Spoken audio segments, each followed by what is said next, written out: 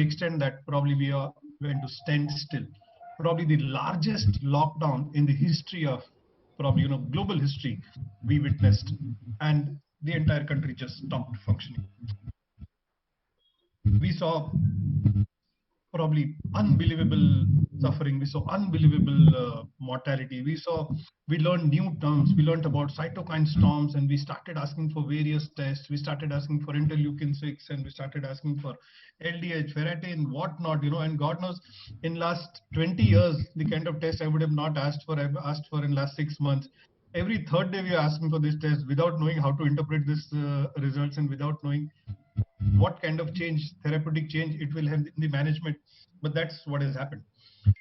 We tried every possible thing. We have tried all various antibiotics. We tried all various drugs like ivermectin. We tried zinc. We tried vitamin C. Then we tried our old oseltamivir. And gradually we tried, we got favipiravir and remdesivir, and we tried all those medicines. And after 6 months, 7 months, we are still lost. We do not know how to manage these patients. We have various immunomodulators role. We thought BCG probably would give us some protection. We thought MMR would give us some protection. And in India, we were under a false security. We thought earlier that we may not get affected at all because we are probably in the going to the summer. We probably have a better climate, and we would not see that. We were proved wrong. We thought we have taken BCG, probably will not be affected. We were proved wrong. We thought probably our hand hygienes are good, and we probably we have a better herd immunity because we take holy bath in Ganga river. Probably 1 crore of us do that at a time. We sit in langar and have food together at a time. Even the smallest event, and we gather in thousands and thousands, and probably that would give us some immunity. Again, we were proved wrong. We thought that probably monsoon and all this virus will be taken care of. Everything is proving wrong, and probably it is the time we talk about what weapons we have to fight this particular disease, and how do we use all these whatever drugs and whatever understanding we have rationally.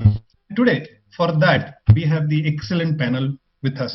But before I introduce the panel and the moderator, I have to thank our educational partner, and educational partners are none other than Delcure. Delcure CEO is my close friend, Mr. Akshay Mahapatra. Akshay, I know for last Akshay kitna 10 saal ho gaya na? I know him for a decade. Yeah, Ye baat alag hai ki every time when I saw him, he had one after the other promotion, and today probably from a very close friend, he's become CEO of a company, and I'm still there.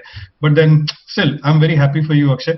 I request Pratiksha, the medical team head, to give a formal introduction from the corporate side. Over to you, Pratiksha. Thank you, Dr. Agam Vora, sir, for the welcome note. Good evening, everyone. Wish you all a very happy Independence Day. Let me share my screen.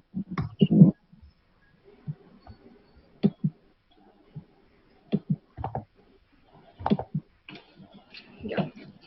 I am Dr. Pratiksha Mainkar, and it is my pleasure to give you all an overview of Delcure Life Sciences, a young, innovative pharmaceutical company. Our vision is to become the most respected, uniquely positioned leading pharmaceutical company in the chosen areas or specialty verticals in India and abroad with distinct value-based characteristics. We believe in a culture of happiness, helpfulness, and truthfulness. We are a group company of Acumes, the country's largest formulation manufacturer. It maintains highest quality standards and is approved by global regulatory agencies like WHO GMP, GLP, NAFDAC, ISO, and ANVISA. Our campaign, Honor Your Doctor, strongly condemns violence against doctors and is committed to honor our noble profession.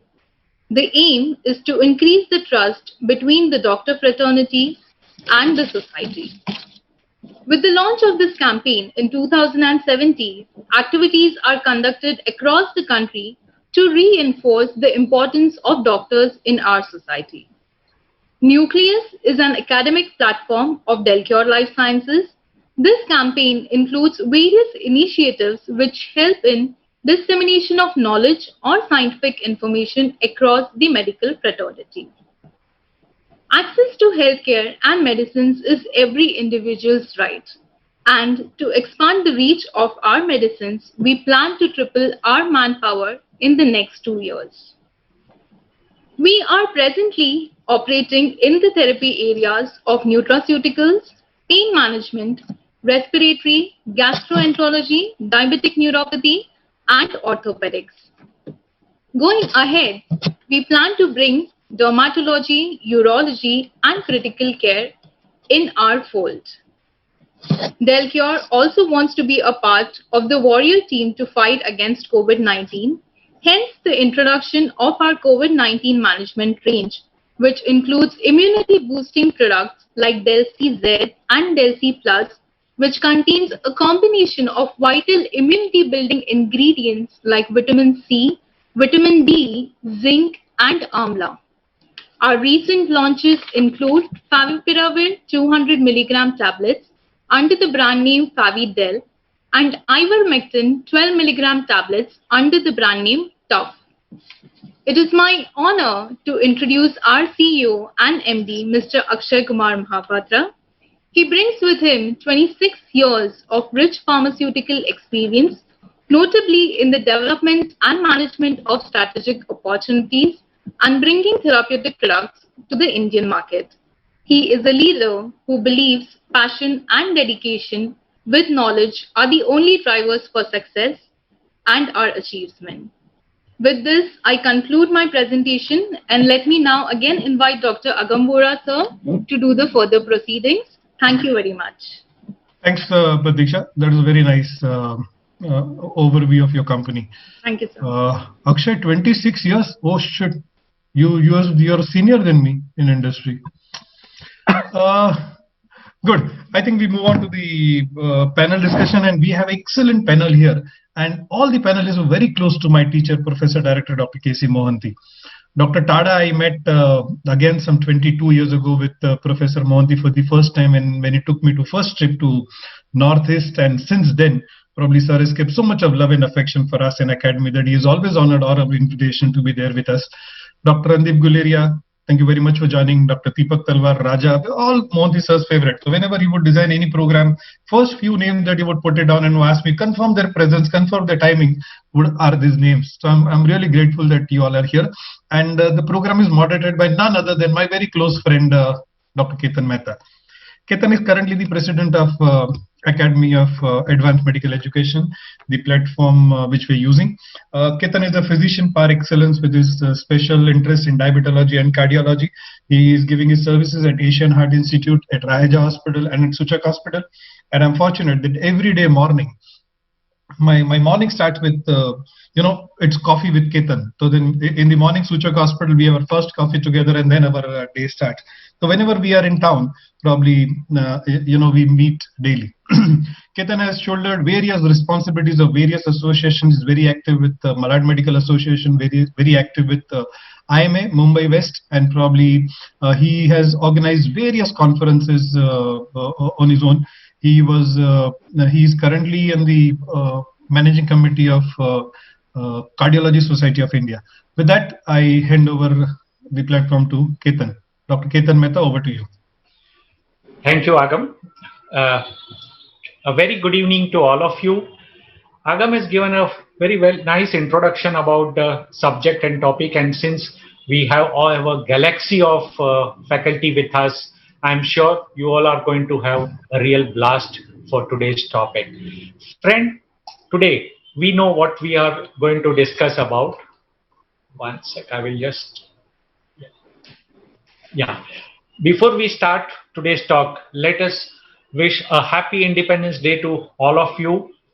Today being a 15th August and a very auspicious day, and obviously on this day we feel proud to be gathering on this subject. And what we are going to discuss is having a panel discussion on treatment options for COVID-19. We know since last so many months we have been just talking about just one subject, and that is COVID. And when we talk about or when we discuss it, we know the change is the only constant thing in nature, and so is the true when it comes to COVID. Everything goes on changing, right from its treatment modalities, be it at a national level or a state level. the various options which we have seen go on changing. And that is why it reminds me of words from Isaac Newton, that what we know is a drop, what we don't know is an ocean, which is so much true when it comes to COVID-19. And to solve these issues, we have the fantastic panelist with us for today's discussion. In fact, I was just discussing with Agam. I said, you have given me a tough duty. When I have to introduce panelists, there has to be one separate session for introduction of panelists. So that is where it is. So let me start introducing. I may have to go very brief. So excuse me, because by the way, these all faculties do not require any introduction. They are all renowned faculties. Professor Dr. Randeep Guleria, a Padma Shri and a BC Roy awardee. He is the director AIMS at New Delhi. He is a member of the WHO Scientific Advisory Group of Experts. He is a fellow and member of several national and international bodies, including National Academy of Medical Science, International Medical Science Academy, Indian Association of Sarcoidosis, National College of Chest Physicians, Indian Chest Society. Sir has been on an editorial board of number of journals, including Indian Journal of Chest Disease, Lung India, Journal of American Medical Association, Chest. He has published n number of articles in the national as well as international journals. He has been an invited faculty at many forums. So we welcome you, sir, for this interactive panel discussion. Our next panelist is Dr. Deepak Talwar, who is a senior consultant and chairman, Metro Respiratory Center, Pulmonology and Sleep Medicine. He has been a faculty of Academy for Infection Management. He is a member of International Society of Critical Care Medicine, member of European Society of Enteral and Parental Nutrition. He is the instructor for FCCS course. His name has been featured in the Limca Book of Records. So we feel proud, sir. We definitely feel so much proud that you have joined with us. Has various national, international, and research publications to his credit. He has been a faculty member at various national and international conferences such as NAPCon, BronchoCon, Criticon, SleepCon, and of course, EpiCon. Welcome you, sir. Thank you, Ketan. Our next panelist is Dr. Rajadhar, who is a director and head of Department of Pulmonology, Fortis Hospital, Kolkata. He is the Director Research and Education to National Allergy, Asthma, Bronchitis Institute, Kolkata. He is the ICS National Representative for ERS. He is a governing body member of the Indian Chest Society and also of Indian Academy of Bronchology. He is the Joint Secretary of Indian Academy of Allergy and also the founder member of Southeast Asian Academy of Sleep Medicine. Of course, he has a large number of publications in various index journal and various abstracts written in various book chapters. He's been a reviewer for American College of Chest Physician meeting, and he is the examiner for the MRCP both in UK and in India. And he is the coordinator for DNB course for last 5 years. We welcome you, sir, for this panel discussion. Our next panelist is Dr. Bamin Tada, who is the Secretary of TB Association of Northeast India, former Director of RRC Northeast based at Guwahati. He was the former advisor Health Northeastern Council based at Shillong. He was joint DHS. He was deputy DHS for Nagaland. He has served at various categories, and I would say he was the one who was offered, or rather he was given a Nobel laureate Mother Teresa's appreciation letter for service to the weaker section of the society. He has also received Arunachal Pradesh State Award Gold Medal in the field of public health. He's also been the recipient of Arunachal Pradesh Best TB Worker Award for 2002. Has also received Lifetime Achievement Award from Government of Arunachal Pradesh. He has also received number of orations, including Professor S.N. Tripathi Memorial Oration Award from the NatCon Patna 2013. I know Dr. Bamin Tada again for almost 2 decades. Excellent persons. We welcome you for this panel discussion. And of course, none other than Dr. Agam Vora. He is also the Secretary of Academy of Advanced Medical Education, a senior pulmonologist and chest physician, a very close friend of mine. He is the assistant honorary physician and in charge Department of Chest and TB at R.N. Cooper Municipal General Hospital. He is been the patron of Tuberculosis Association of India. He is the past president of Geriatric Society of India. He is the assistant editor of JAPI, member editorial board of Chest India. He is the governing body member of API, committee member of IMA Mumbai West in the past, and the state coordinator for IMA NTB project. So we welcome all the panelists for this panel discussion. Friends, all of you know the timeline for COVID-19 when the first case, which was presented as an unexplained case of pneumonia in Wuhan in December 2019, and subsequently they started investigating, and then in the 12th January, the novel coronavirus was in 2019 NCO was designated by WHO. In India, the first case which came in light was 31st January, and on 11th February, the nomenclature came about the SARS-CoV-2, which we know, and WHO announced as the new disease which has come across the globe. But it took again one more month for WHO to declare it as a pandemic, and only on 11th March 2020, the WHO declared that this SARS-CoV-2 virus which is causing these issues has been declared as a pandemic, and on 12th March we had the first mortality in our country which was reported.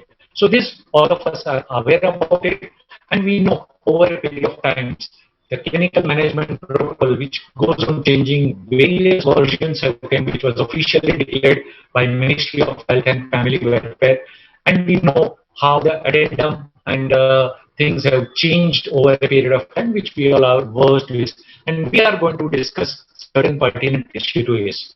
So we will have a case scenario. This is a 32-year-old male. I would put it subject H. H is, I will come to that. He has having history of low-grade fever for 3 days, along with body ache, headache, and myalgia. No comorbidities. And now people are smart, they know what all things to kept at home. So he has thermometer at home, he had a pulse oximeter at home, and he calls up his family doctor that my pulse is 100 per minute, I have a temperature of 99.5 degree, and SpO2 is well maintained 98 degree. So he was instructed to go for certain test. So this goes the routine test. He was advised the CBC were total count of 5,400, differential fairly okay, platelets were normal, SGPT marginally raised 42, CRP was bang normal, and the doctor had asked him, so he got COVID-19 RT-PCR, which was positive. His X-ray chest was normal, so obviously he was given an option and it was allowed, so he opted for that I would like to go for a home quarantine. So his doctor said, okay, we will be in touch with it and you can go for home quarantine. Now, we go to the same family. The H was the husband, and now his father, who is a 62-year-old male, who is also residing in the same house. So his subject F. F is father. He is also having history of low-grade fever for 2 days, along with body ache. He had a history of difficulty in breathing since 1 day. He has a history of PTCA, angioplasty done 2 years back. And again, his parameters, when we said he had a mild tachycardia, he was a little more febrile, and SpO2 was 85%, which was reported. And this was his report. The father, whose WBC count little lower side, 4,400, differential was polymorph 76, lympho 20, eosinophil 3, mono 1, platelets was little bit lower side, SGPT slightly elevated, CRP was elevated, COVID-19 RT-PCR was positive. He was advised also HRCT chest, Corad 6 was labeled, and he was immediately asked to get hospitalized. He had a bilateral basal consolidation, so admitted to hospital, and within a day he worsened and shifted to ICU. So this was the father.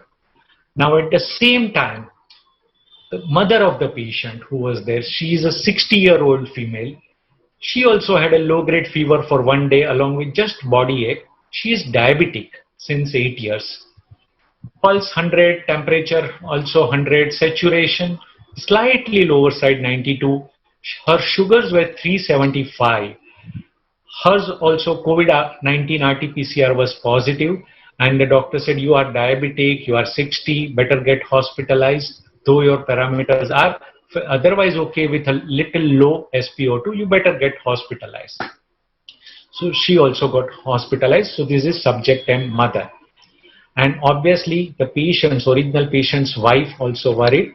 She is a 29-year-old female, subject W, wife. She is absolutely asymptomatic, but on insisting, she got herself tested, COVID-19 RT-PCR positive. Baseline investigations were done, which were within normal limits. So, friends, just to give you a case summary, we have a subject F who is the father who had to be hospitalized in ICU. M, subject M, mother who was hospitalized. She went to the ward. She was diabetic. Father was post-PTCA case. Husband, subject at home quarantine. Of course, he was mild symptoms. And wife who is asymptomatic positive. So this is the case scenario I'm sure all of you must be seeing day in and day out.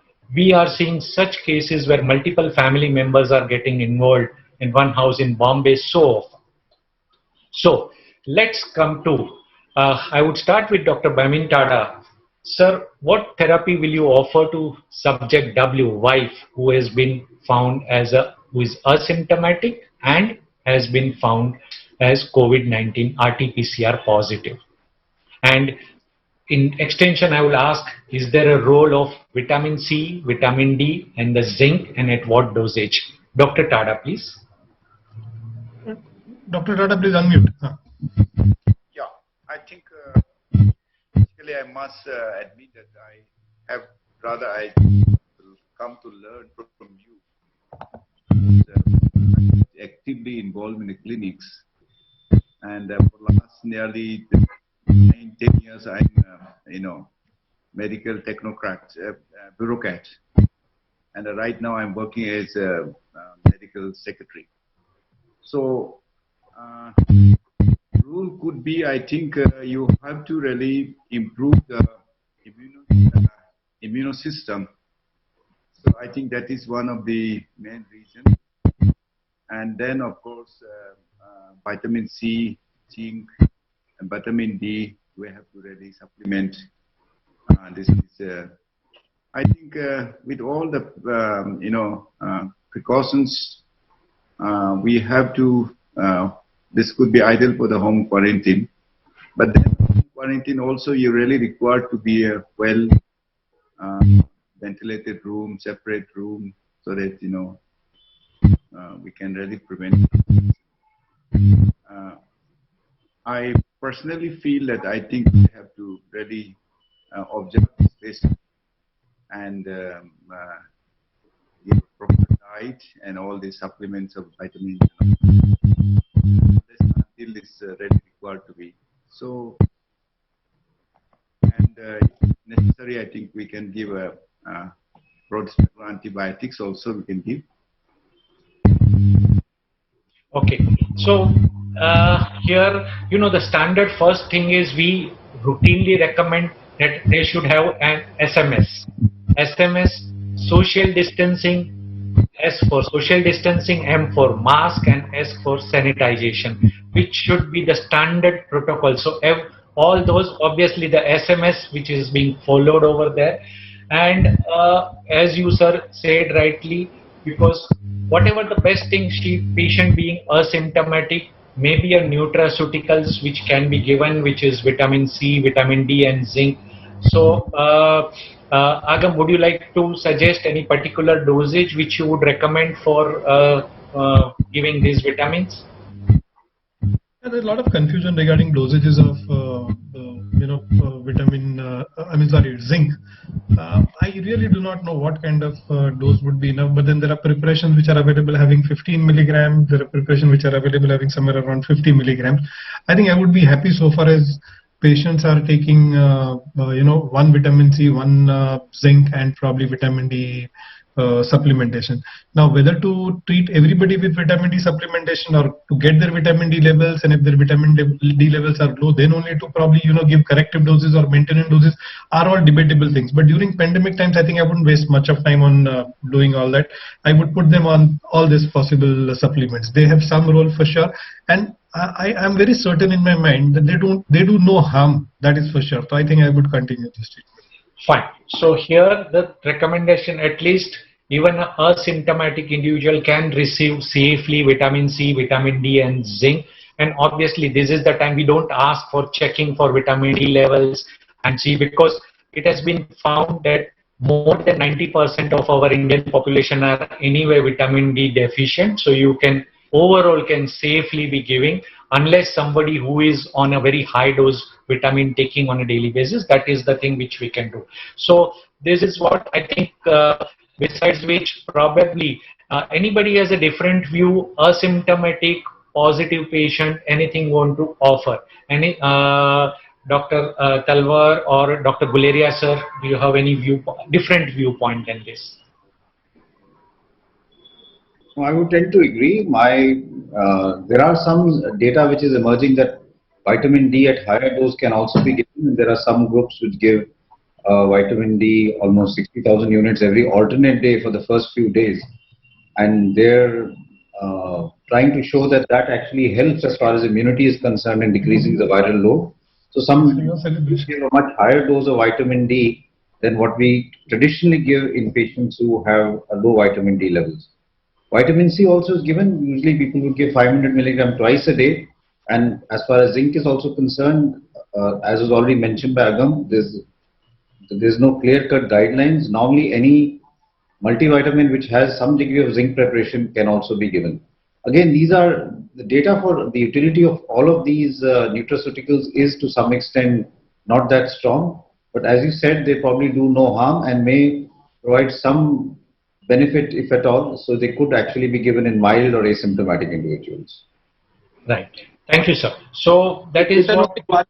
Ketan, only one word I'll say is that, this concoction is the one which is going around for pretty long now, and leave beside all grades and all shades of COVID-19, even those among the healthcare workers and all those knowledgeable people. Everybody is taking this concoction anyways. I do not know how much evidence is there in healthy people, but then this is something which has become almost a rage among healthy people who are even going outside their house. They are all taking this concoction for daily purpose. Yes, absolutely. I do not know the evidence. So here I am taking practically. How many of you are? Dr. Dhar is taking. Agam is also taking, I presume, chewable tablet. No, sir, I'm not taking. So just one word to add, Ketan. So I think if we are giving this, so we are recommending this for a 30-year-old healthy person. Yeah. So basically, if we are recommending for this individual, we are actually recommending for every patient with COVID. Yeah. So there has to be some degree of rationale. There's a CTRI trial which is on just now, which looks at a combination of hydroxychloroquine along with this concoction of vitamin C, vitamin D and zinc. And I know of 3 other trials which are happening throughout the world.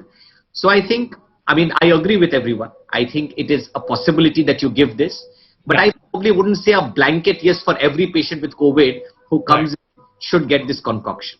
Right. So I think one more thing. See, these are asymptomatic patients, and there is something called as placebo therapy. You have to offer them something. When they come to you with RT-PCR positive report, there is so much of shock on their face. Kuch nahi diya, no treatment. And then Ketan can't charge those 1,500 rupees unless you prescribe them something. So then in that situation, probably there is no harm in putting them on some simple combinations where there is some role of vitamin C, some role of vitamin D, some role of zinc. I think I would be tempted to put them on therapy, irrespective of their age, irrespective of their otherwise immune status. Okay, so fine. Now let's move on to further. So that is what we see. Now, as sir has already mentioned about HCQS, so again I will come back to Guleria sir. Again, this is Pandora's box. We know sir would say agree with it. And you say, sir, where will you use HCQS? Now you have got 4 subjects, husband, wife, mother and father. So out of these 4, and where you will use. Wife is asymptomatic, husband is mild symptomatic at home, mother is diabetic in hospitalized, and father is bad in the hospital in ICU. So in I think you must give one more option to Guleria, sir. Give one more option, that his treating doctor.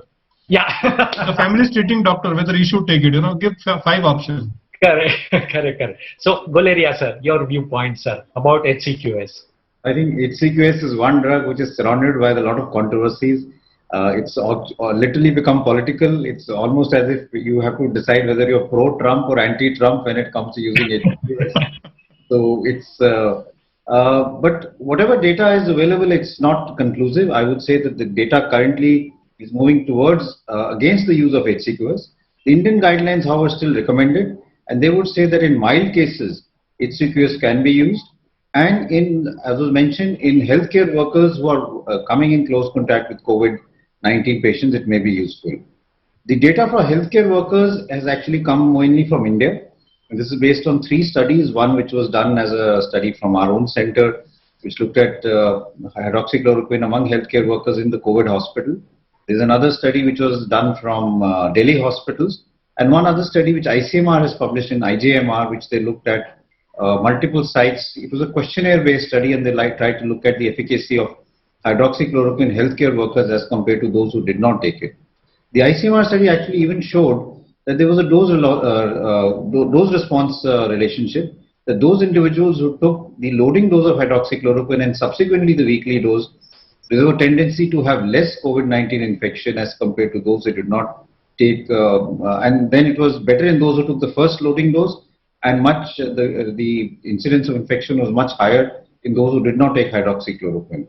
However, you can debate on this because it may also be that those who were taking the drug regularly also had a very appropriate behavior in terms of protection, in terms of wearing PPEs, in terms of wearing their N95 masks, and therefore that needs to be teased out from the data. But the 3 studies did tend to point that hydroxychloroquine does or may have a prophylactic role, and that's why the guidelines continue to recommend it. The data for mild cases is only from the initial studies which had come for the utility of hydroxychloroquine, and these were studies which are not that well powered. Subsequently, trials have not really shown hydroxychloroquine to be very useful, so it's a debatable issue. But if you have to use it, we would use it in individuals who have mild illness as far as its utility is concerned. So I think the wife had a mild illness. I'm still trying to figure out who had a no, wife is asymptomatic. Wife is asymptomatic. So that's then which had mild illness. So husband has symptoms. So you can recommend, you think that can be useful, and for mother and father who are hospitalized, both of them, you would not like to use it. Right, sir. Now, even the ICMR is still, as of now, with lot of controversies, still even the last recommendation which has come out still also mentions HCQS continue to use for a mild to moderate cases what there is.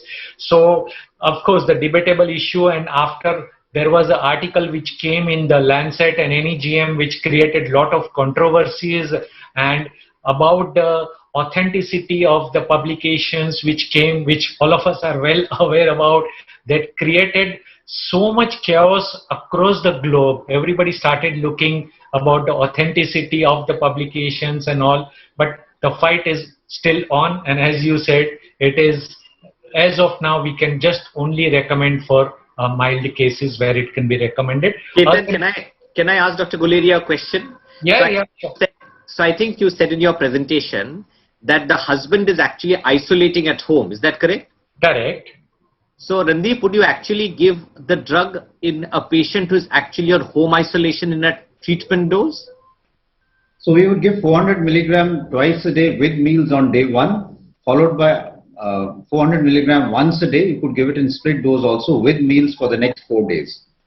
And you would give it on a domiciliary basis, is my question. Yes. So I think from the safety point of view, I think there has been a lot of issues about hydroxychloroquine from the safety point of view. Most of us, and at least I have been using hydroxychloroquine for more than 20 years for sarcoidosis and for a large number of diseases like SLE. And I've been giving a much higher dose on a regular basis. I have patients who are on hydroxychloroquine for more than 7 to 8 years. And I've never really done anything. In the beginning when we did a randomized trial on looking at HCQS in mild patients with sarcoid, we used to do an eye examination to look for the retinal involvement. But I even reviewed the literature at that point in time, and this actually emerged from the use of chloroquine. There is data in this from the 60s and 70s where chloroquine was used for treatment of sarcoid, and what they found was that when it was given for a few months, it causes very high chances of retinitis. Because of that, when we first started using it, we used to do eye examination every 3 months. But even if you look at the recommendation of the Royal College of Ophthalmology, they have said that it is very safe even from the eye point of view, and there is no need to do a regular checkup, and we don't do that. So I think I'm quite comfortable as far as the safety of hydroxychloroquine is concerned. My concern is only, do we have enough evidence as far as its efficacy is concerned? Right. And I want one comment. Yeah. So Randeep, this family was very lucky. Actually, everybody got positive. There are general families where a lot of members are still not positive. So, like in healthcare workers, it is recommended to give them prophylaxis of hydroxychloroquine. Would you recommend in them, like, this is what is there in the ICMR guideline also, the family members who are negative, COVID negative, for a prophylaxis which is varying from 4 weeks to 6 weeks. So what's your take on that? So the guidelines also recommend that close contacts of those patients who are RT-PCR positive for COVID-19 should also be given hydroxychloroquine. Here, because of the lot of concern that was raised, which I think, like I said, may not be that founded, we do recommend that in high risk group you could get an ECG done, or you could evaluate from that point of view. But yes, that is also recommended. But again, like I said, the more recent data for prophylaxis of HCQS is not strong.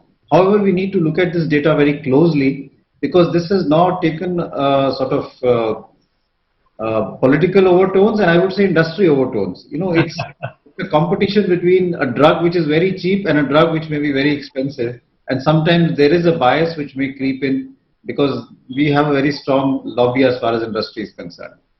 Right.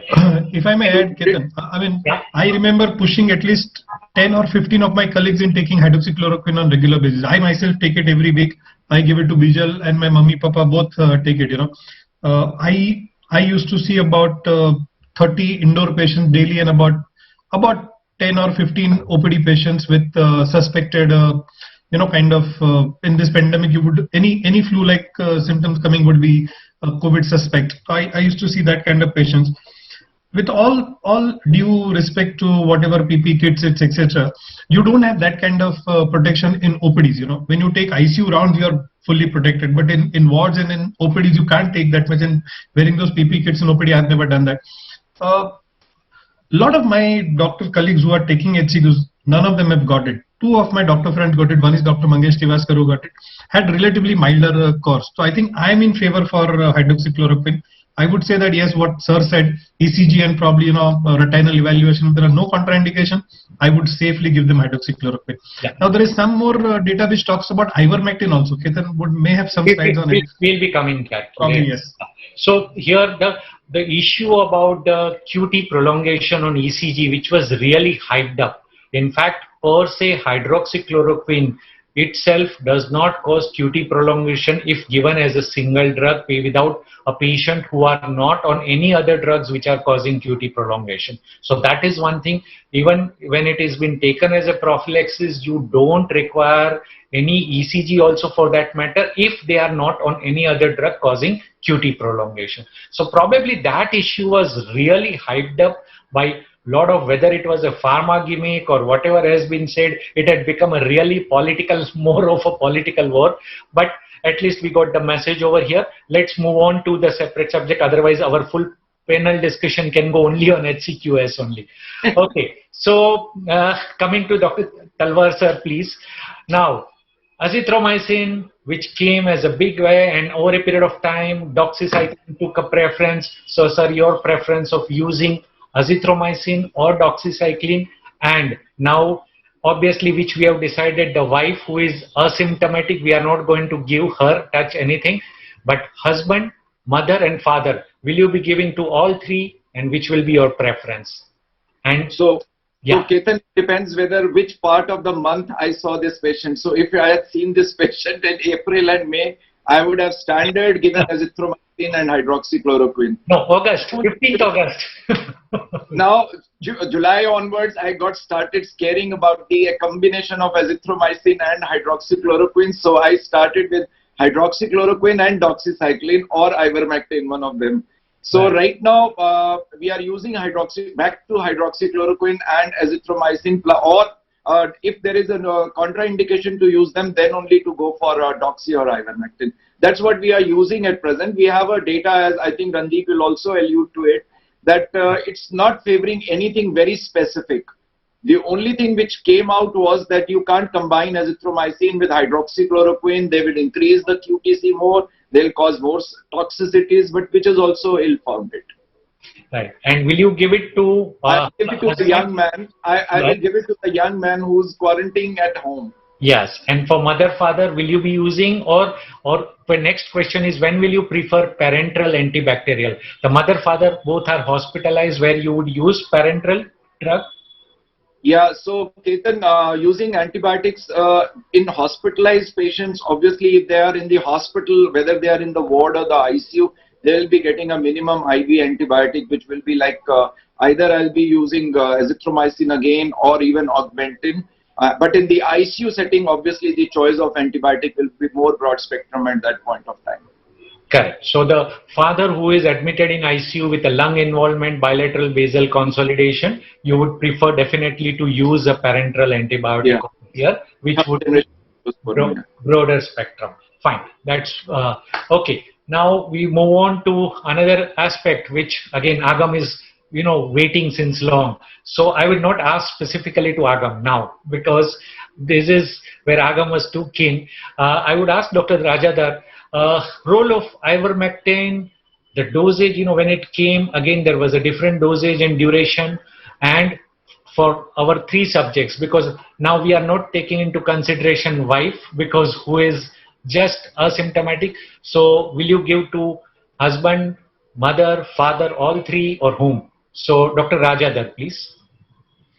So I think this is a drug which has been, again, sort of like HCQS, a drug which is cheap. It's widely available, and we've got a lot of experience using the drug as an antiparasitic. I think the FDA approved this drug a little while ago for the use in COVID-19, and it has sound theoretical background. So it causes significant reduction in virus in 48 hours on a cell culture. So there's sound ground. Unfortunately, like the other drugs, I think the data is still not available. I think the single trial or the couple of trials, one from Bangladesh and one from Chile, have not really given a very robust evidence as far as clinical cure rates are concerned. There is reduction of viral replication. So in the very mild patient, I would probably use ivermectin. I would go along with the regime of 12 milligram on 3 successive days. I think that's probably got, whatever data we've got, that's probably the dose at which we have the best data. Where would I use it? I think at the moment, and I know you will come back to this later on, Ketan, but as of now, in my very mild patients, I would probably use favipiravir as first line. And if for some reason, whatever that is, I am not able to use favipiravir, ivermectin would be my next choice as far as use of second line is concerned. So if I had to use the drug, I would use it in the husband. I would definitely not use it in the mother or the father who are hospitalized. Okay, so very crisp answer. So we got the message. So after a lot of confusion about the dosage and duration, very nicely you said about the 12 milligram once a day for 3 consecutive days. Will it make a sense that somebody who is presenting on day 3 of presentation, and sometimes somebody who comes on day 6 or somebody who comes on day 10, so does it have any impact on starting at the timing of from the timing of symptoms? Dr. Rajadhar? So I think across the board, Ketan, it's probably better to start early. So with the antivirals, with ivermectin, with HCQS, and even for drugs that you're going to discuss which are in the severe category, the home message is use early in individual categories where it is licensed. If you use it late, the efficacy of the drug and for mild disease to go into severe disease is going to be greater. So the carry home message is use early. Using on day 3 is better than using on day 6. Day 6 is better than using on day 10, for instance. So earlier better is the carry home message. Correct. So that's a good message. We'll come to the other segment. So Dr. Bamin Tada, sir, what are the indications of steroids in COVID-19? So and like for our subjects, for whom will you recommend to use? Will it be for the father, mother, or the son or husband who is there? So steroids for whom? So what will be the indications of using steroids and for whom you will use it? So first 2 questions, sir. Dr. Bamin Tada, please. I think role of steroid applicable for the father and pain, because and especially I think it is essential. Choice of dexamethasone, I think we can go up to 1 week to 10 days, and if it can prolong weak, sir. I think your signals are weak, probably. Okay. Line is. Your signals are weak, sir. Yeah, there is a definite indication of.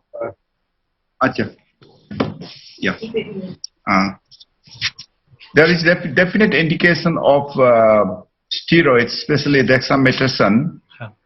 I think applicable for father and mother as they are hospitalized. Also, I think they are on the ventilation required. Okay. And a duration, I think we can 1 week to 15 days we can go for. And dexamethasone is a dosage. I think it is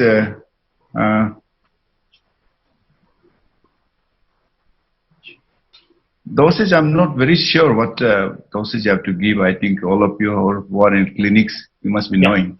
Agam, so your what will be your choice of steroids and then the dosage? So here I have 2 things to do. One is what I talk and what I practice.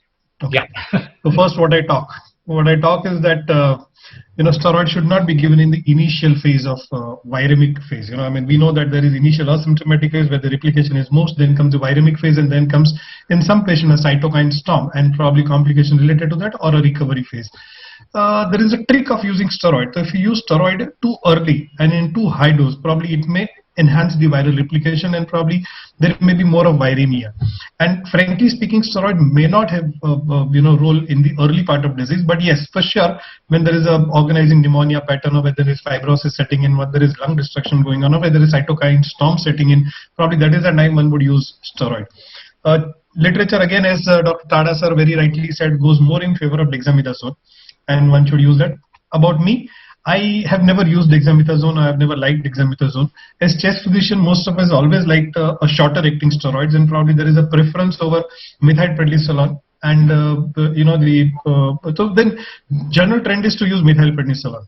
I use about 40 milligrams of methylprednisolone to begin with if there is moderate radiological involvement and if there is hypoxia. I would use it to begin with. If patient does not have much of pulmonary involvement, if patient is non-hospitalized patient, probably in those situations you don't need steroids. I would continue steroids if the cytokine storm probably is there. I would continue it all throughout. Or if patient is probably responding, I would continue it for about 10 days to 2 weeks, depending on again various parameters. So there is no clear cutoff. It's not like antibiotics where you would stop it at 7 day, 10 day, 14 days. It goes more on a clinical evaluation, but I would safely continue it for about 2 weeks. So that's what I practice. Right. So here in this subject where mother and father both you would like to give steroids, right? The both Yes. are okay. And Yes. for So can I? Sorry, I'll probably differ there a little bit with Agam. So I completely agree with his rationale. I love the theoretical part with dexamethasone and the bit with methylpred. So my practice would be that if a patient needs oxygen to maintain saturations above 90%, that would be the segment of patients where I would give a steroid. I agree with Agam that the poison of choice would be methylpred. I would actually use a slightly higher dose than what he mentioned. I would probably give 40 milligram twice a day rather than 40 milligram once a day.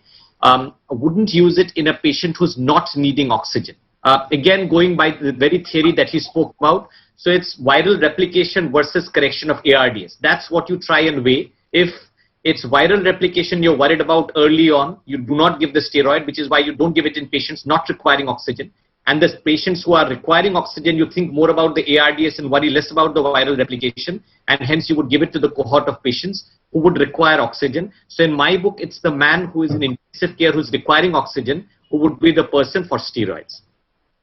I would add, I would tend to agree with that. Guleria. Is that we would give steroids basically in those whose saturation is falling, who's requiring steroids, and are going into a chest X-ray which is actually showing worsening. So in those patients who have now features of moderate disease, maybe advancing towards more severe disease, we would give steroids. We also would prefer methylprednisolone 0.5 to 1 milligram per kg. Some of our group also uses dexamethasone varying from 4 to 6 milligram. The duration is something controversial. Some people give it for 5 days, others have given it for 10 days. And then depending upon if you feel that there is some degree of chances of a post-COVID syndrome, that is post-ARDS effect with pulmonary fibrosis happening, you may continue steroids even for a much longer time, hoping that it may help in decreasing the fibrotic lung disease, which is also a big problem that is coming up as far as COVID-19 is concerned. Okay, so whether we give this message to our delegates that even with a mild lung involvement, because nowadays the trend is, HRCT is being done for each and everyone who has been found to be positive and gets hospitalized. So even if they have got mild to moderate cases but not requiring oxygen or not worsening, we don't give steroids. Is that the message, sir? Can we pass it on to the delegates? I think that is very important. It's also important to remember that studies now show that almost 20 to 30% of asymptomatic individuals, if you do a CT in them, you may find some lung patches which will resolve on their own. So don't go by the lung involvement on CT scan to decide on the treatment for steroids. Look at your saturation and how the patient is behaving, because that is very important. You may start steroids too early and this may actually lead to more viral replication and more deterioration of the patient. So I think it's important to be careful about how you judge your patients, and I won't advise that just looking at a patch on the X-ray is not an indication to start steroids. Yeah, and one more issue. Ketan, can I ask Dr. Randeep one question? Yes, Randeep, sure. like falling saturation, what is that falling saturation which we advise these people? Basically, there are a lot of doctors themselves who will be very happy to start the steroids. But it's basically for them, the question is that how much fall in saturation is the trigger point for them? Because the CT scan is showing ground glass opacities anyways to them. So you would like to actually look at the saturation which is going below 93. And if it's actually below 90, 88 to 90, I think then you're really going to look at giving this patient high flow oxygen, conscious proning, and a more aggressive management. So if your saturation starts falling to below 93 or less, you would actually start getting worried and start considering giving steroids. So I think that ICMR guideline of 94 is good enough, that less than 94 it goes. Right. Normally you have 98, you have more than 4% fall in saturation. And right. If you have CT findings to show there are ground glass opacities, that will make a case for starting the steroids. I think this is more relevant to physicians themselves because they are more happy to start as soon as possible rather than delaying it and waiting even if the oxygenation parameter is fulfilled or not to start the steroids. Yeah, you said rightly, because what happens, people get tempted just getting a routine CT, HRCT chest done and maybe a small segmental area which is involved, and then they get tempted to start steroids. But a very nice message given by you. And another point which happens is, the diabetics, whenever they are given methylprednisolone, the sugar just goes haywire. So it is one more things which comes in the way of managing on that. So probably the very nice. Let me add something. Ketan, Yeah. I don't think methylprednisolone should be blamed for this. When you give equipotent dosages, all steroids would give you All the same steroids. effect. You are giving 4 milligrams of methylprednisolone, and if you give 6 milligrams of deflazacort, your sugar fluctuations are going to be the same. It's only that you very happily give 16 milligrams of methylprednisolone, but you never give 30 milligrams of deflazacort. Do you ever remember giving 3 tablets of deflazacort 30 milligrams to a patient during acute exacerbation? You would have never done that, but you safely give 40 milligrams 3 times a day of methylprednisolones, and then the sugars fluctuate. So then trust me, all steroid would bring about fluctuations in sugar. It's not that only methylprednisolone should be blamed. No, So only that's the message I wanted to get. Yeah, And agree. second thing I wanted to tell you about your radiology. You did mention in your slide about CORAD. So Yeah. CORAD is one thing which talks about probability of it being Yes. COVID, but at the same time there is scoring system available. So one has to look at scoring also. When you have a moderate scoring on CT scan in any symptomatic patient, this patient must be very closely watched for. That means most of this patient would deteriorate. Most of this patient will have probably hypoxia, and especially if they have underlying other metabolic disorders. So I would consider putting them on close observation and would consider steroids in them. That is what I was talking. Fine. Thank you, Agam. We'll move on to further. Next is now I would ask Dr. Talwar sir, what is your experience? Initially, the recommendation came about the use of antiviral therapies which were used for hepatitis, and first of all which came was lopinavir-ritonavir combination, and of late the papers have come, the newer therapies which is used for hepatitis C, that is sofosbuvir plus declatesvir, which has also been found to have a beneficial role. So you have any experience, Dr. Talwar sir, for with this? So quickly answering this, Ketan, as far as Declasofo is concerned, only my friend Dr. Dhruv Chaudhary from Rohtak keeps telling me it is very, very effective. I do not know about it because I have not used it so far.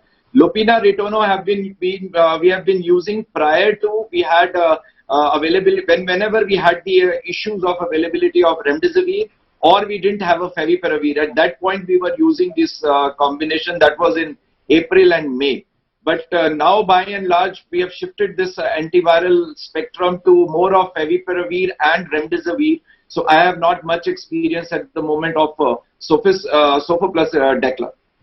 Right. So only thing is the gastroenterologists are now, seeing that so often in a routine detection, somebody who is found to be Hep C positive and also COVID positive, we have started seeing co-conditions together. And if they have to start, then they are very happy starting Decla with Sofo, which works both excellent in Hep C as well as for the COVID, which the papers, but of course the experience is limited. So I presume the data is primarily like there are centers who are doing hepatitis C on with the patients who are on Sofo Declo. They found that their patient never had this thing COVID-19. So they are getting basically a retrospective review from that. But similarly, I think we also have, just Randeep said that we have so many patients on hydroxychloroquine. They also haven't got COVID-19 so far. So I think this is all collaborative data, which is primarily because of the retrospective vision which we are trying to get into it. But I don't think so clear data is right now available. Okay. And just a quick question. Anybody from the panel using in today's time lopinavir plus ritonavir combination? Anybody from the... I don't think we can actually support it, Ketan. I mean, given today's day, when you've got an antiviral for mild disease and one for severe disease, which are approved Perfect. of trials, Yes. and combination which has actually not been seen to do anything on the recovery trial, I don't think we can actually justify using lopirito just now. Perfect. So we'll move on And further. actually speaking, favipiravir is far easy to pronounce than the sofosbuvir and whatever you said. I think I would go for this easily pronounceable drugs than those difficult. It took me, I will write the spell also correctly. It took me, I checked it twice that I am writing the correct spelling also. No, I was jealous. You pronounce it in minute without a delay. I was just watching you how you're pronouncing this name, but you did wonderful job. Okay. So as you mentioned, now we are coming to favipiravir. When it started, how the things have changed. So of course I will come to since Agam mentioned about now which subject will you use. Wife, of course you are not going to touch wife. So about the husband, mother and father. So out of these three, But where Vijal is here and she doesn't like me touching anybody's wife. So then that question is out. What you said, I won't touch her wife. Okay. Regarding favipiravir, I think favipiravir I would consider for mild to moderate cases. In the sense, I would not mind considering. I think मैं भूल जाता हूँ what you said. The mother is in ICU, right? So the mother who's in ICU. Mother is in ward. Mother is diabetic and she is in the wards. Father having post PTCA and bad lung. So father is in. Father is in ICU.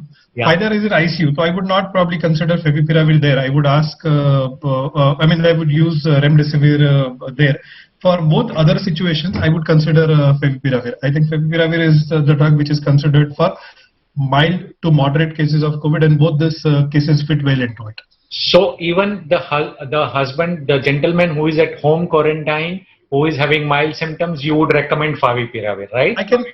So you have a choice there. You could offer him doxycycline combination, you could offer him HCQ azithromycin combination, and you could offer him favipiravir. All this, the mild patients probably could receive any of this therapy. Now, will your decision about the duration, because duration again, so will it be different for the gentleman who is at home and for the mother? Duration, yes. Yes. Now the duration, what literature mention is about 14 days, but then you have to, you have to decide depending on patient's response to treatment.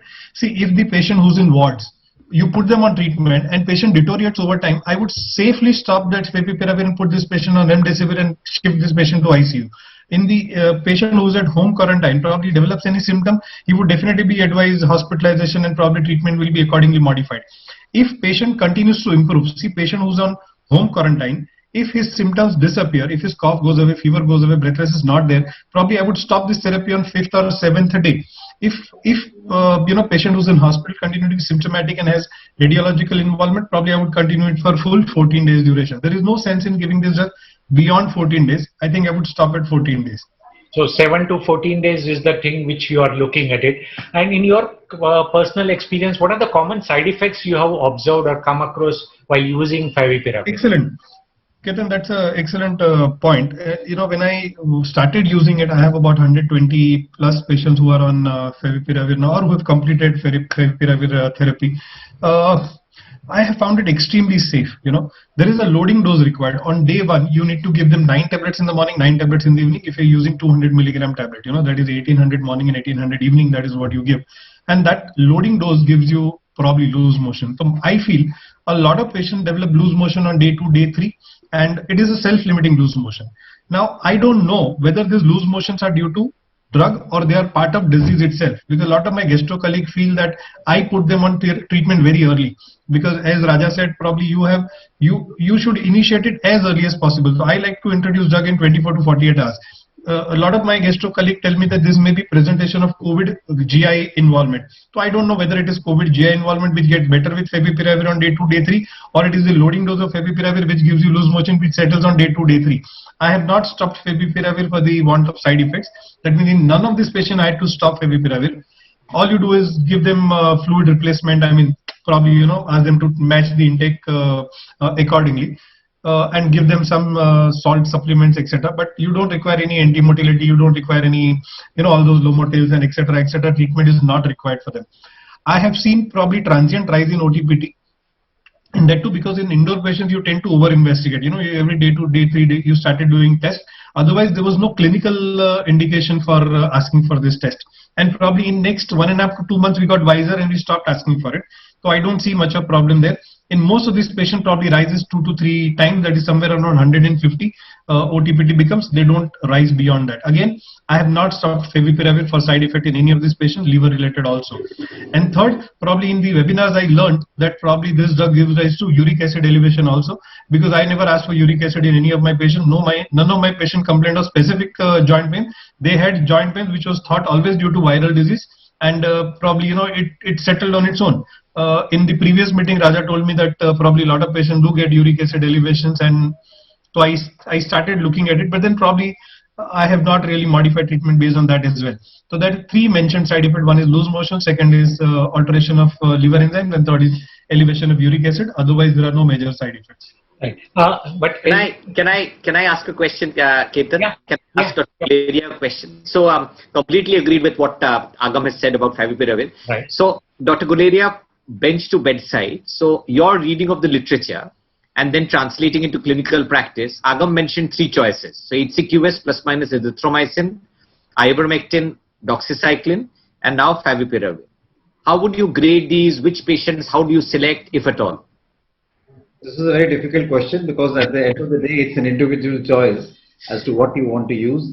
There is no real hard data to support it. If you look at data which is available, there's on a relative basis probably some data which is a little bit more as far as ivermectin and hydroxychloroquine is concerned as compared to favipiravir. Favipiravir, we all know, was a drug which was basically for influenza and was introduced in 2014 for H1N1 and subsequently has been shown to have a wide antiviral activity. There's a randomized control trial of it being used also for Ebola with actually a positive result. But the data for COVID-19 is not that strong. The one paper which is quoted a lot is the one which is actually published in a non-medical journal. It's a journal called Engineering. And therefore, there is a lot of debate even in the joint monitoring group, which is chaired by the Director General Health Services, as to how to position this drug, because it is now available in India based on the evidence. And although the evidence for all these 3 drugs is not strong, it is actually an individual choice on how comfortable you are in using any of those. I think we don't have enough evidence to say one is better than the other as of now, and we will probably need more head-to-head comparison before we can really say that upfront. Okay. So Ketan, can I make a comment? Yes, sir. Yes, sir. I agree to what everybody has said about favipiravir. The data only suggests that the fever differs early, the cough is little better early, breathlessness, God knows how much helpful it is in that.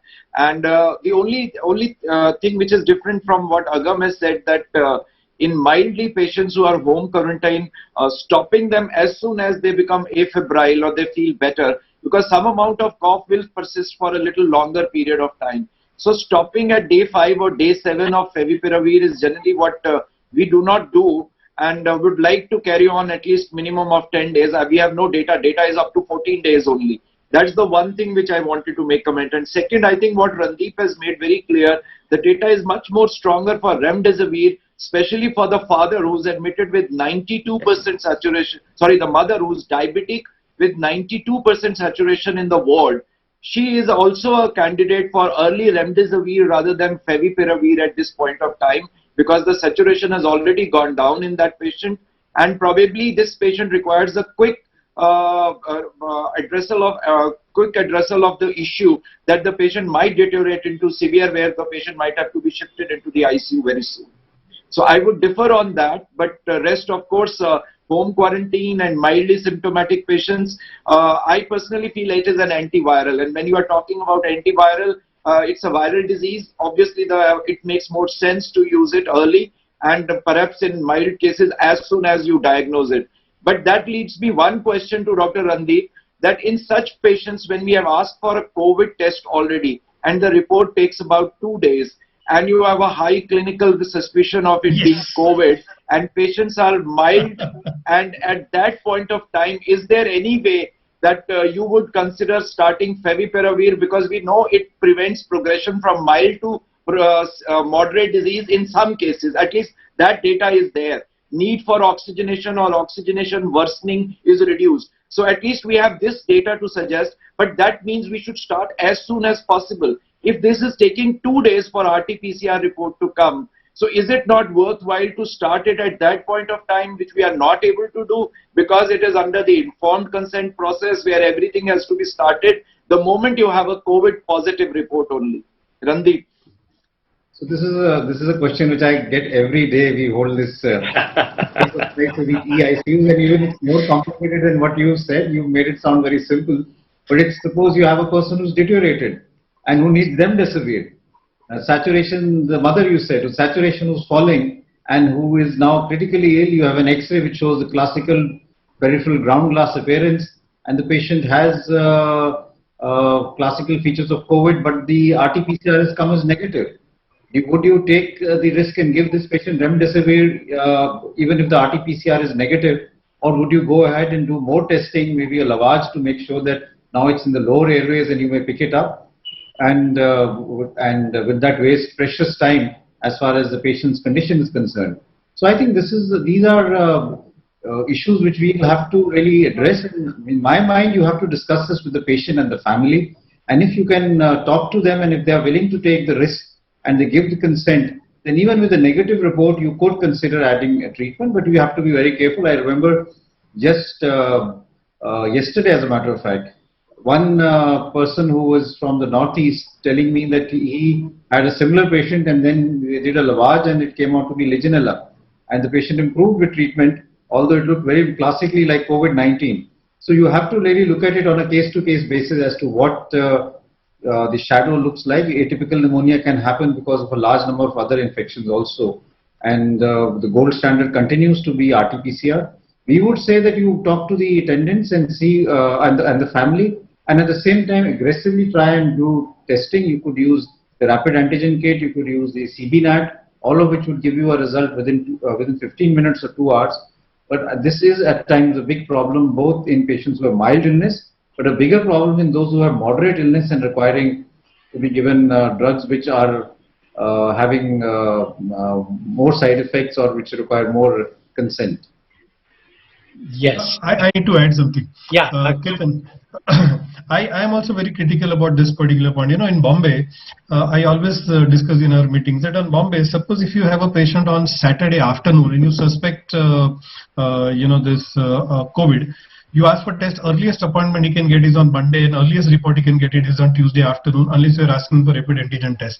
The RT-PCR conventional would take 3.5 days if you've seen patient on Saturday, and you can't deprive them of treatment option with favipiravir. So if you have, my understanding is very clear, and this understanding is applicable only during these pandemic times.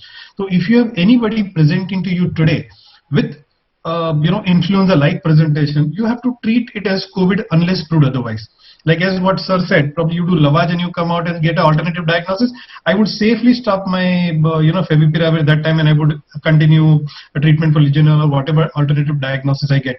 But till I don't have alternative diagnosis, I must give benefit of doubt to this patient and put them on favipiravir. So if it fits into that particular category. So if mild to moderate case, pending results, empirically one should be able to start therapy, and that is what was the discussion last week. We took up a roundtable meeting kind of a thing under the leadership of Dr. Vijay Lakshmi Thanashekaran and Dr. Samaria, and of course a lot of chairs position across the country, and we were looking at whether we can develop a consensus statement on that, and we have developed kind of something. We are working on it. Probably next few days we should be able to fine tune it, where I strongly feel during pandemics, anybody who's presenting with this kind of presentation, especially in the scenario that you've given, you have a family member, you have epidemiological, evidence to suggest that this patient has probably COVID. And even if your results are negative, and if that patient is willing to take treatment, as sir said, probably would consider discussing with him. You don't have to discuss with them today, actually. They will come out with this option. Everybody has on their WhatsApp full details about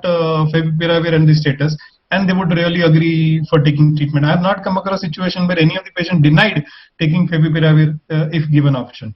In fact, is there a illegal issues to it? Correct. So I think take informed consent. Yeah. So, and informed consent you have to take for every patient. I know we have discussed this before, Agam, on various forums, and I agree with you, but with the provision that you inform the patient or the relative that you're giving the drug on empiric basis, for which it is not licensed. Yes. I think if you do that, you're clear, and it has to be on a case-to-case basis rather than a blanket, we will use empiric favipiravir. I agree with that. I totally agree with that, and you have to be very careful because it does have a medical legal implication unless you take the patient on board. Right. So, and today's time, as sir has mentioned also, probably the dosage and all, you don't have to tell them. They all are well versed with through the WhatsApp that what is the dosage. They will tell you that this is what I have to take now. So probably that is not an issue. Okay, let's move on to the next time. Now coming back to case, now our subject F, that is the father who continued to worsen in ICU. So on 5th day, his saturation was 80% on HFNC.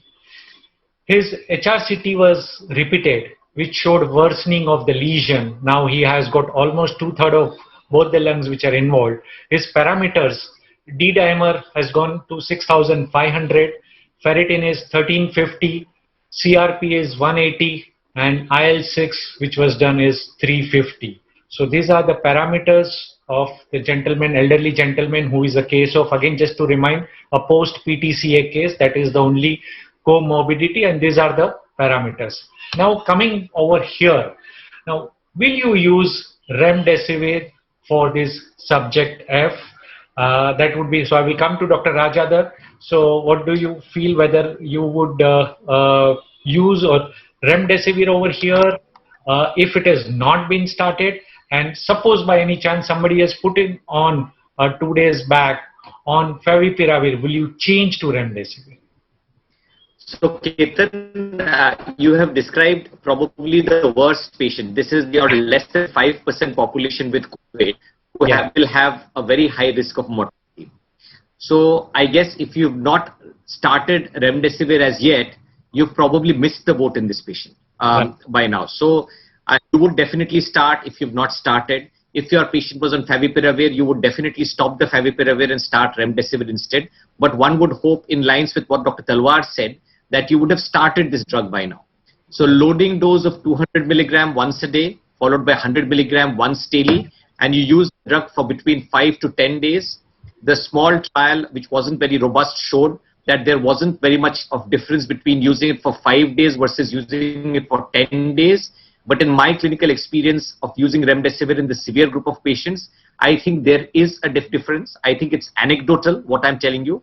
But there's a lot of patients where I would use it beyond 5 days. And similar to what we discussed about favipiravir, I think it has to be somewhere between 5 to 10 days, depending upon the response that you've elicited from the patient. And any specific side effects you have come across? So I guess these patients are quite unwell, Ketan. So there are side effects. So you would think about transaminitis. You would worry about the patients who've got a creatinine clearance of less than 30, or in patients who've got on hemodialysis. Till very recently, we would use it on patients on hemodialysis in Kolkata, like they're using globally. The problem was that the remdesivir trial actually excluded patients with a creatinine clearance of less than 30 and on hemodialysis from the trials. We don't really know what would happen if you use them. However, West Bengal government has issued an advisory a few days ago not to use it in this class of patients, which is why we have stopped. But I guess you use it on an individualized basis, and the risk factors are minuscule. The side effects are minuscule compared to the benefit that you envisage from the use of this drug. Okay, fine. So then obviously the message across would be, in a critical patients, remdesivir, if required, should be started as early as possible to have its maximum beneficial effect also. Okay, now let's move on to other section of it. And again, I would involve Dr. Guleria, sir. What is your take on use of immunomodulators? Now for this, our subject who is in ICU, and what is your preference from the immunomodulators, tocilizumab, itolizumab, omalizumab, and abroad, of course, there are few other drugs which has also been tried. And what will be there are people who just give one shot, and then there are people who would prefer to repeat the dose. So on what basis will you repeat? Guleria, sir, please. Randeep, you're on mute. If you have evidence that the person is going on into a cytokine storm, and that would depend on the parameters that you've just shown, that the CRP, the ferritin, the LDH, and the D-dimer is high, and some people would also look at the IL-6 levels, then you would be, and there is worsening of this patient's overall condition, you will have to take a risk-benefit analysis and think of giving anti-inflammatory drugs, anti-IL-6 drug. Tocilizumab can be given. We've used it quite a lot in our patients. To some extent, and this is again anecdotal, we feel it may be helpful. The data is controversial. There are some studies, there's a recent study which has shown that it may be beneficial. Some data show that it may not be beneficial. Even the study which the company itself did not show much benefit as far as the use of tocilizumab is concerned. We would give one dose. One thing to remember is that you should not monitor IL-6 levels subsequently. The IL-6 levels will actually be high or continue to rise, because it doesn't decrease the IL-6 levels, and therefore I've known that some centers have actually given multiple doses of tocilizumab just looking at the IL-6 levels being high. That is something we should not do.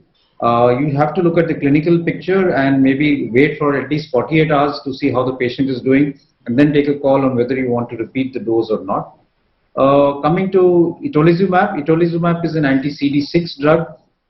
It has a much stronger effect as far as the immune system is concerned. It blocks a number of cytokines, including TNF-alpha. Not much experience because the data is still not strong. Most of the data is from Cuba, where this drug was popular and where it was used. There is a preprint trial which has come out as far as itolizumab is concerned from Cuba. We were involved in an RCT which was done to get its clearance from the DCGI. But we recruited very few patients, so I can't really say that that was enough to say that this drug is effective. The company says that the data did show that it was useful. I think we need more data as far as itolizumab is concerned, but it's much cheaper, but we have to be a little careful because it causes much more severe immunosuppression, including T-cell immunosuppression, and therefore may have other issues in terms of secondary bacterial and fungal infections. Right. So that is what we tend to do. Right. In fact, the internationally, the Roche, who are the largest manufacturer of tocilizumab, they had come out with their own data, and where the results have not been so encouraging. In fact, they have published also.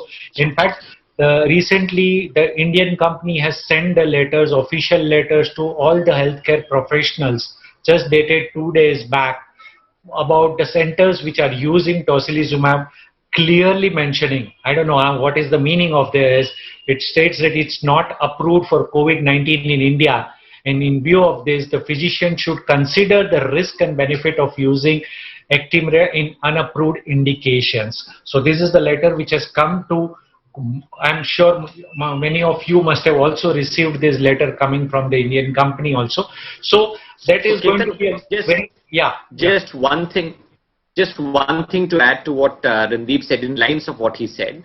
I think you wouldn't want to give any of these MABs, any of these immunomodulators to patients who are on a ventilator. So if they are ventilated, your chances of the secondary infections Randeep spoke about, the bacterial infection, fungal infections, are far higher, and you probably increase the risk of mortality. And the Roche trial that you've just mentioned actually had 40% patients on the ventilator when the drug was administered. So that might have something to do with the fact that the results weren't as positive as they are. The other thing about ITO, which we have used in about 6 or 7 patients, you have to give it very slowly. The risk of anaphylaxis with this drug seems to be pretty high, limited experience that we've had. So they have sort of rigors, shivering, and you have to stop the drug and do it much slower, do it in 2 goes, which I think is something worth remembering for the physicians who are listening to us. So, Ketan, one point I want to also add here, what I think Randeep and Raja has already very nicely dealt with this thing, that what we are seeing in the last 3 weeks is that almost 3 patients are coming post-COVID with fungal and tubercular infections. They are getting cavities in the lung, there are fluid levels there, and they are either AFP positive or they are fungal positive coming up. So this is post-tocilizumab, these patients are coming. They have already fibrosis in the lungs because I think they were in a very bad shape when Tosi was given to them. But at the moment, after 2 to 3 weeks of their getting discharged from the hospital, when they are coming up as post-COVID fibrosis, but the reason of worsening is also super added infection which is coming up now, because I think the Tosi has been used extensively in 4 to 6 weeks ago at that point of time. So I think we are going yet to see more and more infections post-TOSI, and it is very important for us to consider that when you are using TOSI, underlying tuberculosis and other fungal infection is a very important aspect. In fact, you all would agree that this molecule had literally grown into the grey market, and people, and I mean the relatives, had to really go from pillar to post, paying a huge sum for getting this tocilizumab. I'm sure that must be the scenario in Calcutta or Delhi, because Bombay we had really a tough time, and I'm sure that was it. So probably it was misuse, which you said. It has to be used at for the right indication. Probably each and every one who is getting admitted to the ICU, the usage which was there, which has really created the havoc over here. Yeah, Agam, you wanted to say going by IL-6 levels. The moment IL-6 comes, in the range of 100 or nearby, plus minus 25, Good start. then Tosi was used. So Yes, I yes. think that is an excessive overuse of Tosi Correct. in the last 2 months. And now with all this caution coming up, I'm sure we are going to deal with the side effects of Tosi. I would agree I with that. also probably I have used it in about 50 odd patients. Thankfully it was not easily available. Otherwise, probably I would use it in more, because we did not know when to use it when we started using it. But now I think I'm quite confident we have really overused tocilizumab, and I think it is not required to that extent. Most of these patients do very well. Only a few patients go into that real cytokine storm and they require this. But then, as sir said, it goes into ICU. The chances of them getting secondary infections are very high. And trust me, I have lost most of my patients have gone on ventilators and required tocilizumab or have received tocilizumab. I think the sepsis or the infection probably is more in them, and I could never get them off ventilator. So I think of last, I would say about a month, I have almost not given tocilizumab to any of my patients. Right. I think that's very, very important, because what we've noticed is, and then we've talked to doctors across the country, that there was a huge pressure and sort of thought that this is a game changer, and I've seen people using it on day 2 and day 3. Yes. When you just had a rise in CRP and the ferritin or D-dimer was high, which is non-specific, and they were given tocilizumab even before they were given remdesivir or any other antiviral drug. And I think we are now seeing the effect of this, as was mentioned by Deepak. I think we have to be very, very careful, because a very small percentage of patients actually require tocilizumab. And you have to be very careful about giving it. It's something which has come into the social media, and they sometimes insist that they should be given tocilizumab. I remember one place where I think it was in Gujarat, where people waited for 2 days in front of a chemist shop just to get the vial of tocilizumab, because they felt that it will change the course of the disease as far as their patient was concerned. So I think there was a lot of sort of wrong information also in the media, and which created this extensive use of tocilizumab. It has very limited role as far as COVID-19 is concerned. Correct. So there you have very nicely put the message across, which is so much true. So here we would come to any role of, or where do you use, how you put convalescent plasma or immunoglobulins? Agam, so your experience. Plasma. To tell you the truth, I have not used plasma therapy directly in any of these patients, but wherever, I have been called to opine on certain patients in certain hospitals. I visit a couple of hospitals in my area where people have used plasma therapy. I think my experience probably is very niche, very, very early. Anyone? I think if used early, it may help in patients. Again, it is probably plasma means antibodies. Antibodies means viremic phase. If it is used early in course of disease, it will help. But how early? Probably no. In the sense, early phase we would try with antivirals, and in those patients where probably antivirals don't seem to have worked, there is the place for therapy. So I have still not figured out in my mind at what stage I would introduce this therapy. Yes. Yeah. Randeep has the center for plasma, so I think he will be able to guide us better. Yeah, Guleria, sir. So 2 or 3 things. One is convalescent plasma is the old therapy. It has been used for probably 100 years. It was used even in the Spanish flu pandemic, and more recently a lot of data came up when it was used in Ebola. There are 2 things as far as the convalescent plasma is concerned. The initial trials did tend to show some benefit. One small study was published in JAMA also. The subsequent trial of about 103 patients, again published in JAMA, did not really show much benefit, but it was used very late. As a matter of fact, if you look at that study, people were given convalescent plasma even after 3 weeks. It's important to remember that there are 2 very important caveats. Everyone who has recovered and you take his convalescent plasma may not have sufficient antibodies to be actually called convalescent plasma. You may be just giving plasma per se, which itself may also have some benefit, but you have to do an antibody titer, and that is something which we are not doing right now. We are actually just looking for the presence of antibodies, and if the antibodies are present, we assume that they are in sufficient titer, and therefore it may be useful. Also, as has already been mentioned, it's useful to give it in the early stage, probably before the 7th or 8th day, before the body has itself produced antibodies. Because there is a study which is in preprint from the Netherlands, from Erasmus University, where when they looked at these patients in whom they were giving convalescent plasma, they found that they already had sufficient antibodies on day 10, and there was no point in giving them the convalescent plasma because they already had their own antibodies in sufficient concentration, which was equivalent to what they were actually giving as far as titers of the neutralizing antibodies in the plasma, convalescent plasma was concerned. Therefore, it has limited role, again useful only in the early stage, maybe given in patients who have moderate disease going on to severe disease, but I still feel we need more data. The interim analysis that we did from our center, it's a small study of around 30 patients, did not really point towards any mortality benefit, but it's a very small study of convalescent plasma, which is a randomized trial. There is a large trial that ICMR has completed of more than 400 patients who have received convalescent plasma across the country. I'm not sure, but I think it is also not showing too much of a benefit. But again, in that study, the antibody titer was not done. So we're not sure if the convalescent plasma actually was convalescent plasma or it was just plasma which was given. So we need to keep that in mind also. So I think it has limited role as of today. Any role of immunoglobulin, sir? Again, more data is needed. There are limited studies which have tried to show, but a lot of people feel that immunoglobulins may also be useful. There are some studies which have used it in combinations. I again don't think we have enough data to really say that this should be standard of care. Correct. So here, what probably the trend which started was, for a bad patient, use remdesivir, no response, then use tocilizumab, no response, use convalescent plasma, but it doesn't work that way. And we have seen rather there is no benefits. And that reminds me the words from William Osler, who has very nicely put it, that the person who takes medicine must recover twice, once from the disease and once from the medicine, which is so much true when we talk of all these drugs, and all of you will agree to it. So my next question would be, Talwar sir over here. Now, role of antiplatelet versus anticoagulant, which one you'll use, what will be your choice of agent?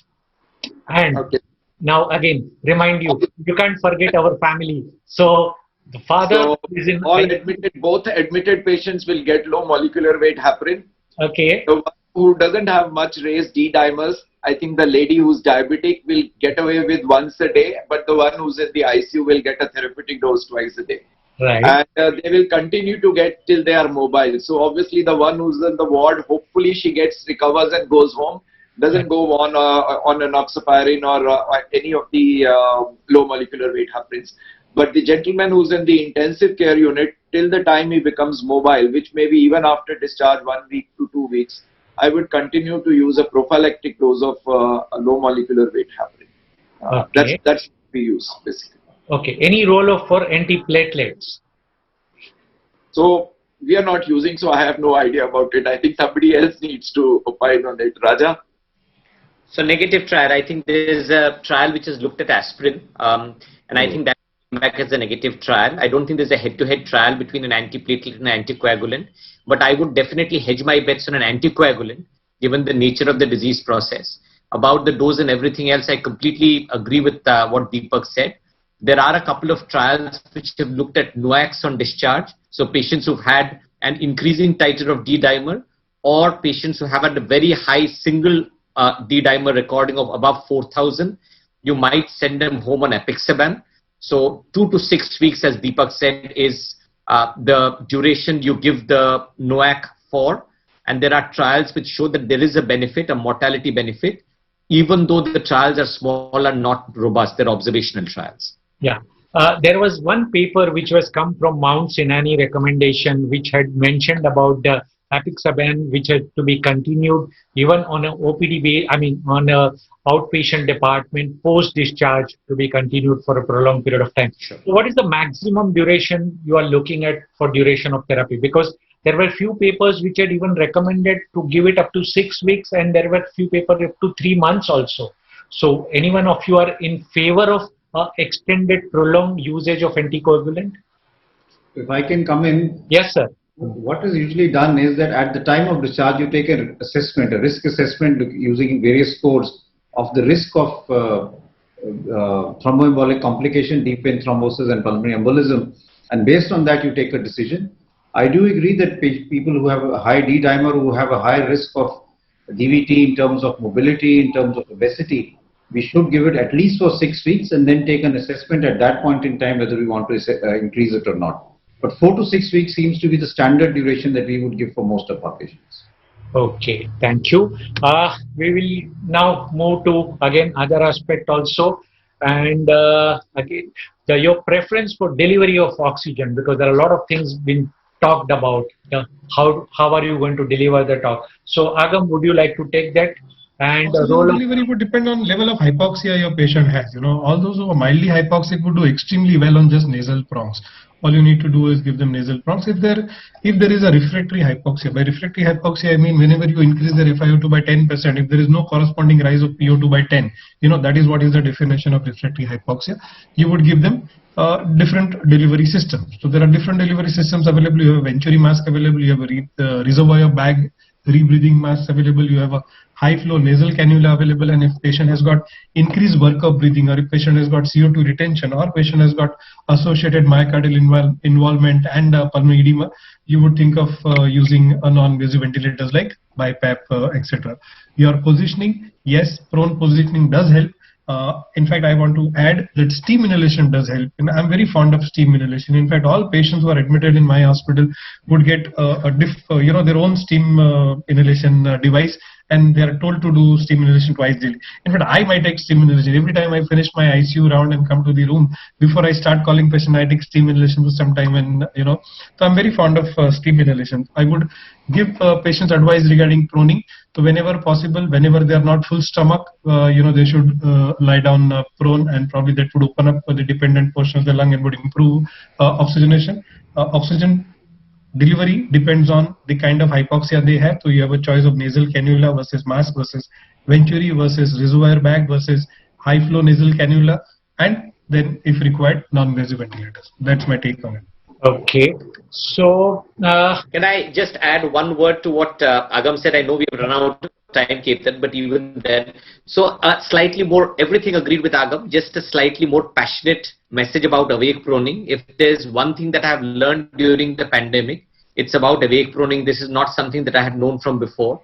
We are just doing the meta-analysis on awake proning, and the results are really good. I think this is a way of keeping people out of intensive care, and in intensive care, preventing people from getting invasively mechanically ventilated. So I think it's a great thing to do. It requires some persuasion and time for the clinician, but if you manage to do it well, I think you prevent people on going on to invasive mechanical ventilation. Right, that's a very good message. Just to add to that, I agree with that, and I would just say that you have to really talk to the patient to make them go in for proning, both and one thing that we started doing was we would show them the oximeter and to tell them that how it's helping, because patients at times are reluctant to do proning for a long period of time, and if you just show to them that if you lie prone, your saturation has gone up, the compliance becomes much better.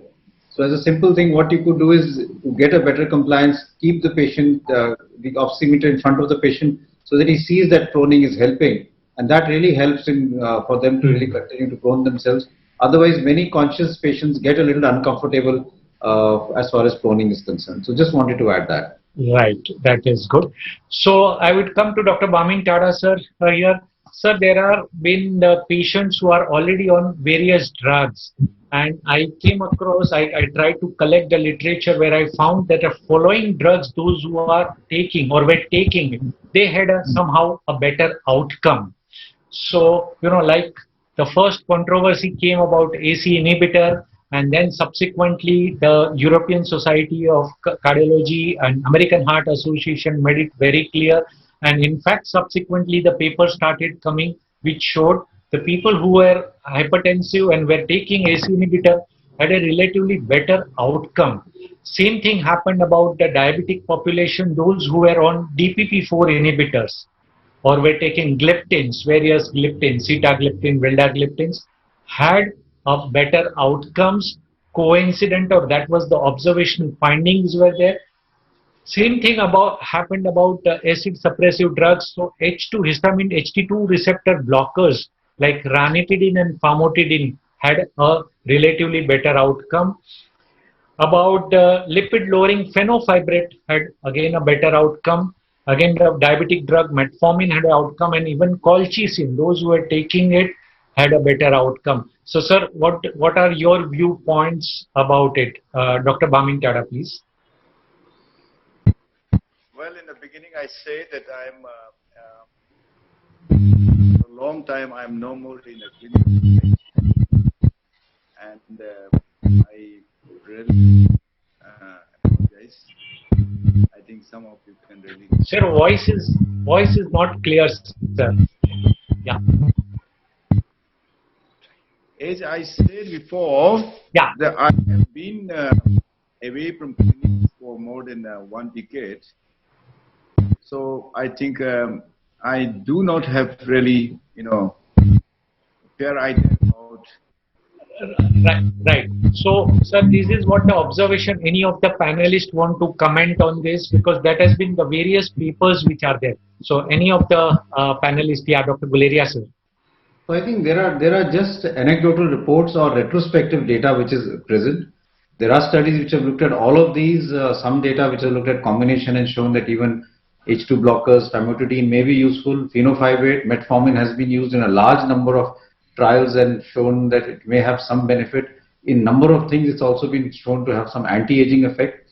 I know that a lot of clinicians are very fond of using colchicine because they feel it also is an immunomodulator. It may decrease the inflammation that happens, and therefore they give it as in patients with mild to moderate disease. And some physicians in various COVID centers told me that they found it to be useful. Again, this is anecdotal. I don't think there's much data as far as robust data as far as any of these is concerned. But there are anecdotal reports that they may have some benefit. I think we need more data really one way or the other to say that they are actually.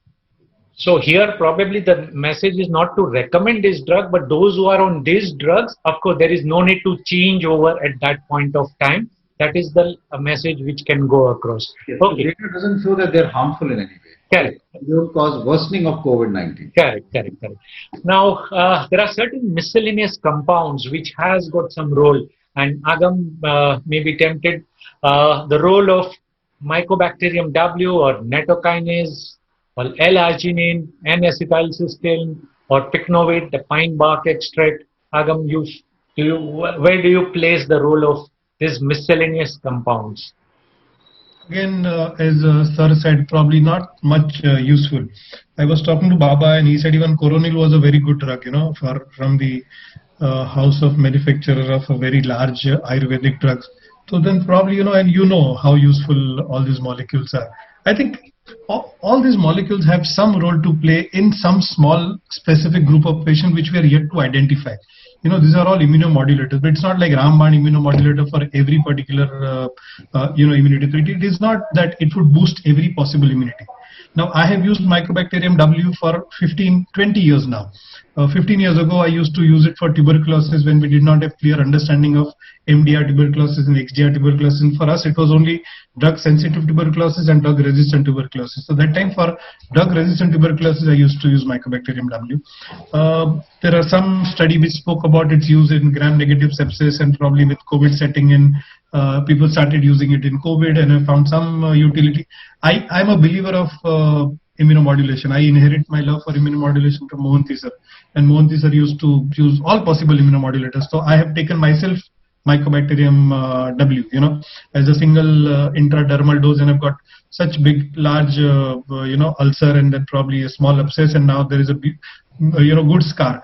But then, yes, it has some protective role. So if you believe in all this therapy, it works. I have not used Argin, NAC, I have not used NK, I have not used PBEs, etc. Now, pine bark extract acid have got good immunomodulative property. Have a good NAC has got good immunomodulative property. It would act on the nascent oxygen there, and we believe that corona does lead to some oxidative injury to lung. So, theoretically, yes, all these molecules may have a role, but we don't have robust data talking about it. So, at this stage, I would refrain from recommending its use on a community level. Okay, thank you. So, last, I would ask Dr. Rajadhar, any role of, there has been a data which is coming up about aviptadil, vasoactive intestinal peptide, has come as RLF 100. And then there was a paper coming about the use of laser treatment in COVID-19 pneumonia. So, Dr. Rajadhar, you have to comment on this aspect. So, Ketan, thanks to you, I have actually found out when you send these questions. I had just time to read this up because I had absolutely no clue. But I mean, the data that I saw in the brief period before the meeting, I think is very preliminary. These are proof of concept studies which show that they might actually work. I don't think there are even phase 1 trials which have actually shown an effect. Human trials are being awaited. So I think it's preliminary, and like everything of what Agam said is applicable here. I don't think we are at the stage where we can even think of an indication to use it in patients with COVID-19. There's a long way to go. And I think there are lots of repurposed drugs which have been trialed in this era. These two will be done. And I think watch this space is what I would say.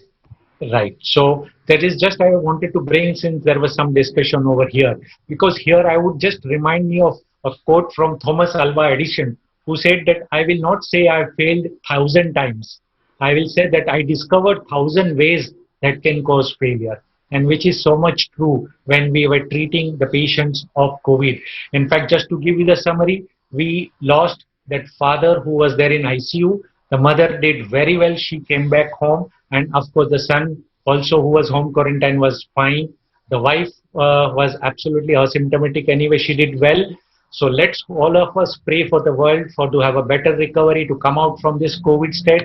And I thank you all for such a fantastic participation, for so much. I thank all the panelists. And now I would request Dr. Agam Vora to take up the questions which must have come from the panel, from the audience. There are a lot of questions, but I think due to paucity of time, I would take up only a few questions. First question is about the role of ivermectin, and I wanted to say something. Ketan, you didn't give me a chance to talk about it. I will use this opportunity to talk about it. Ivermectin, probably it's again an old molecule, and people have tried it in various epidemics. In fact, in 2005, during malaria epidemic also, ivermectin was greatly used. I think Dr. Tada may add something to it, that it was used during malaria epidemic also, and I'm sure in the northeastern areas also during epidemics, ivermectin's role was considered.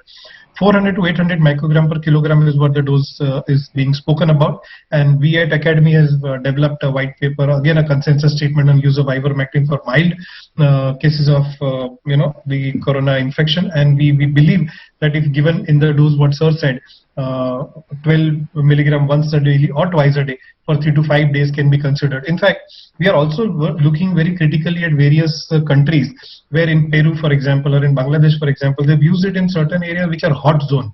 So suppose if you have a hot area and if you give it for secondary prophylaxis or probably primary prophylaxis in the area, it may help cut down probably development of COVID there, and it may be used as prophylaxis. That is what is my thought process. Of course, all these things would require robust double-blind control studies, and we don't have time to do that. Till then, we are just reviewing literature and experiences from our neighboring countries and neighboring communities and probably using it. There are few very interesting questions, and that question is, what is there in bats which prevents them getting corona, and what is that humans we get it? We have not understood human immunity, where we are going to understand bats immunity, and where we are going to understand that immunity. So probably I think that question is very interesting, but I'm sure I'm not going to bore any of the panelists with answering that question. There are questions which speak about the anticoagulant, and I think we have concluded that people are commenting that yes, there is a definite role of low molecular heparin, but due to lockdown, due to limited activity, due to limited access, and you advise your patient not to move out of the house after they are discharged from the hospital for about 5 days or 7 days. All those asymptomatic patients who are still shedding viruses, probably you advise them home quarantine. And if you have not asymptomatic, but in mild to moderate cases, probably if you have given them home quarantine and you have not admitted those patients for any of the reasons, and you have put them on low molecular heparin, it's technically very difficult for them to receive it, and there NOAC has a role. In fact, I was talking to a lot of chest physicians during this time, and a lot of us believe that it may be a thrombotic disease. So corona is a thrombotic disease. There is a hypercoagulable state, and there are some of us who believe that anticoagulation may be required in those patients for about 6 months time. You anyway advise them limited activity, so they are room bound, and in high risk patients anticoagulation may have a role. I think most of the questions are otherwise covered. I would request I think we would conclude session here. I take this opportunity to thank each one of you for being with us and to tell the panel we have 1960 doctors who are currently logged in for this particular program, and then this program is also going. Akshay, it is going on Facebook Live also, no? Yes. So those details will get in time to come. I thank Guleria sir. I know your schedule is so busy. Every day evening you must be spending time in these meetings, and your family must be really very angry on me. So I really apologize, and I thank you for sparing your time for being with us. Dr. Talwar, thank you so much. It's always a pleasure to have you. Raja, I think we are meeting more often on web platform than probably that we've met in last 1 year. So I thank the technology that gets us closer. Dr. Tada, it's so nice to see you. I mean, every time I see you, I remember my n number of trips that I had with you and your perfect hospitality. To tell you the house, wherever I've been to Northeast, I would always make it a point to go to Dr. Tada and Dr. Tada's house, and then probably he will take me to all those nostalgic places, the fantastic scenery and this virgin beauty which Northeast has. I think it is worth enjoying, and I think we must make it a point once this, country opens up. Sir, all of us are going to come to you, and probably we will have a small meeting there, and we would, enjoy your hospitality. Ketan, nobody can do meeting the way you did it. Your moderation is just fantastic. We thoroughly enjoyed, this program. We were very curious now. What next question is going to be? What will happen to that wife, and what will happen to that husband and mother and father? And you kept us all, glued up there. Akshay, thanks for giving us the platform. Thank you. Pratiksha, you did a good job. You coordinated very well. Mamta, fantastic. No technical hitch. The platform was just superb, and we have a lot of questions. Though a lot of questions are repeated. Akshay, what I request is you could take up those interesting questions, probably those who are not covered, and I would request the panel to give answers, and we would get back to them. Thank you very much, all. Thanks for being here. Akshay, you want to do the corporate thanks? So yes, sir, thank you very much. In fact, it was a really great session. The way Arnav Goswami says that many myths are broken today. The many molecules like tocilizumab. New myths are created. Correct. So correct. So many myths are broken today, and it was a fantastic session. Thank you very much, Dr. Ketan. And it was the way you have made a story out of the whole things and gone to the details. So it is not just a science, but it is a story. So it was following the story. It was amazing. Thank you very much for moderating it. Thank you very much, Dr. Randeep, Guleria. I was really, not very sure that we'll be able to, able to see you in this platform. Thank you very much for making it, sir. And thank you very much. Thank you very much, sir. In fact, and thank you very much, Dr. Deepak Talwar. Sir is a very old friend of mine. We know each other from last 10-15 years. Thank you very much for being here, sir. Thank you very much, Dr. Rajadhar, being here and accepting our invitation. Thank you very much, Dr. Tada. Yeah, thank you very much, Dr. Tada, for being here, and Dr. Mamta Jain. Sir, in fact, I have a token of appreciation. I don't want to show it now because it will take time, because you have already crossed 24 minutes more than the scheduled time frame, because it will take another 3-4 minutes. So I am not doing that. So I have a token of appreciation. So once this pandemic is over, I'll go to your place personally and I'll hand it over to you, sir. Thank you very much. And on behalf of Delcure, I also thanks Academy of Advanced Medical Education for giving us this opportunity. Thank you very much. Thank you very much. Thank you, sir. Thank you. Thank you. Thank you. Bye, Deepak. Bye. Thank you, Dr. Talwar. Thank you. Thank you, Dr. Guleria. Bye, Raja. Bye.